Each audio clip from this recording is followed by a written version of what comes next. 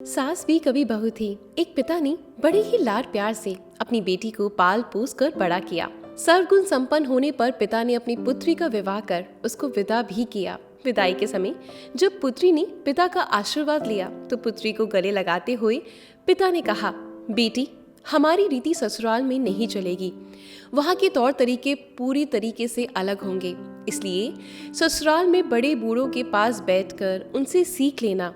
बेटी जब बहू बनकर ससुराल में पहुंची तो उसने देखा कि उसके पति के अलावा घर में उसकी सासू माँ और एक दादी सासू थी।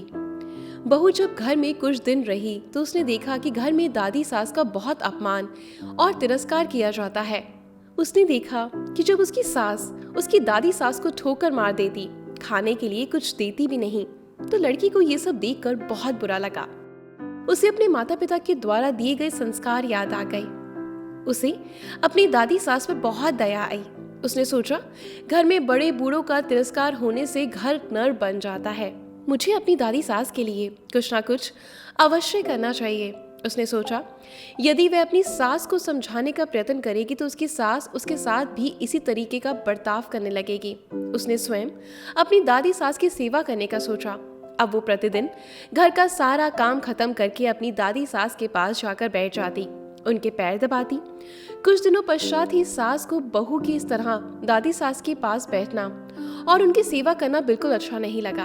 एक दिन सास ने बहू को बुलाया और उससे कहा, बहू, तुम घर का काम छोड़कर सदैव दादी के पास जाकर क्यों बैठ जाती हो? बहू को ये सब पता था कि एक ना एक दिन उसकी सास ये प्रश्न उससे अवश्य पूछेगी। बहू ने कहा, माँ जी, मैंने घर का सारा काम समाप्त कर दिया। यदि फिर भी कुछ बाकी रह गया है तो बता दीजिए। सास बोली, काम तो कुछ नहीं है, परंतु दिन भर दादी सास के पास बैठना अच्छी बात नहीं। बहू ने सास की बात को बड़े ही ध्यान से सुना और उससे कहा, माँ जी, मेरे पिताजी ने सदैव मुझे यही सिखाया है कि जवान लड़के लड़कियों के मध्य कभी नहीं बैठना। बहू ने बड़ी चतुराई और शालीनता के साथ उत्तर दिया, माँ जी, दादी सास कह रही थी कि यदि तेरी सास मुझे गाली नहीं दे, ठोकर नहीं मारे, तो मैं उसे सेवा ही मान लेती हूँ। बहू की बात सुनकर सास ने बहू से पूछा, क्या तू भी मेरे साथ ऐसा ही करेगी? बहू सास के इसी प्रश्न के इंतजार में थी। बहू ने कहा, माँ जी, मुझे पिताजी ने बड़ों से घर के रीति रिवाज सीखने को कहा था। यदि घर के रीति रिवाज बुजुर्गों की अपमान करने में ही है तो मुझे भी रीति रिवाज अवश्य मानने पड़ेंगे। बहू का उत्तर सुनकर सासू माँ को अपने भविष्य की चिंता सताने लगी।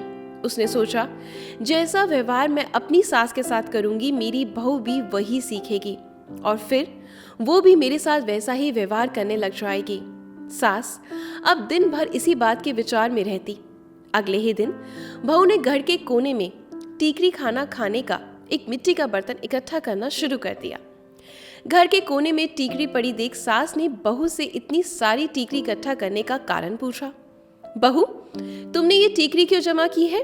बहू ने बड़ी विनम्रता के साथ कहा, माँ जी, आप दादी सास को टीकरी से ही भोजन देती हैं, इसलिए मैंने सोचा कि बाद में टीकरी मिले ना मिले, इसलिए अभी से आपके लिए टीकरी जमा कर देती हूँ।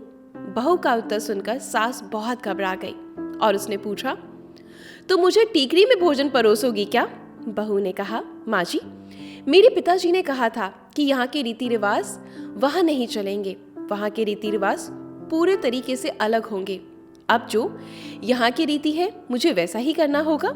बहू की बात सुनकर सास ने कहा, ये यहाँ की रीति थोड़ी ना है। ऐसा करो, तुम अब दादी सास को थाली में भोजन दिया करना। बहू सास की बात सुनकर बहुत खुश हो गई। बहू की चतुराई से अब दादी सास को थाली में भोजन मिलने लगा। बहू ने देखा कि घर में सबका खाना खाने के पश्चात बचा हुआ खाना बूढ़ी दादी सास को दिया जाता है। बहू के इस तरह खाने को देखने पर सास ने पूछा, बहू, क्या देख रही हो? बहू ने कहा, सीख रही हूँ घर में बूढ़ों को क्या खाने को दिया जाना चाहिए। बहू की बात सुनकर सास ने घबरा कर कहा, बेटा, ये तो घर की कोई रीति थोड़ी है। कल से तू दादी सास को पहले भोजन दिया करना। बस अगले दिन से दादी सास को एकदम से बढ़िया भोजन मिलने लगा। धीरे धीरे बहू ने सास की सारी आदतों को बदल दिया। यदि बहू अपनी सास को उपदेश देती तो उन्हें बड़े बूढ़ों के साथ इस तरह का व्यवहार नहीं करना चाहिए, तो सास उसकी बात कभी नहीं मानती। इस तरह आज की युवा पीढ़ी को चाहिए कि अपने से बड़ों से बहस करने की नहीं, बल्कि अपनी सूझबूझ से काम लेना चाहिए। ये कहानी हमें सिखाती है कि हमें अपने बुजुर्गों का आदर सम्मान करना चाहिए। कल को हम भी इसी दौर से गुजरने वाले हैं और हमारे साथ हमारी बहुएं ऐसा ही बर्ताव करेंगी जो हम आज जैसा करेंगे। कहानी पसंद आई हो तो वीडियो को लाइक कर दीजिएगा, और अगर आपकी ज़िंदगी से भी कुछ ऐसे ही जुड़े किस्से हैं तो हमारे साथ साझा ज़रूर करिएगा कमेंट बॉक्स में। मैं ज़रूर आपकी प्यारी सी कहानी हम सबके बीच लाना पसंद करूँगी। और अगर आपको मेरी आवाज़ और मेरी बताई हुई कहानियों में थोड़ी सी भी दिलचस्पी होती है या अच्छी लगती है, चेहरे पर मुस्कुराहट आ जाती है या फिर आप कुछ सीख कर जाते हैं, तो वीडियो को लाइक और शेयर ज़रूर किया करें। इंतज़ार करिएगा अपनी ईशा का कल इसी वक्त। धन्यवाद।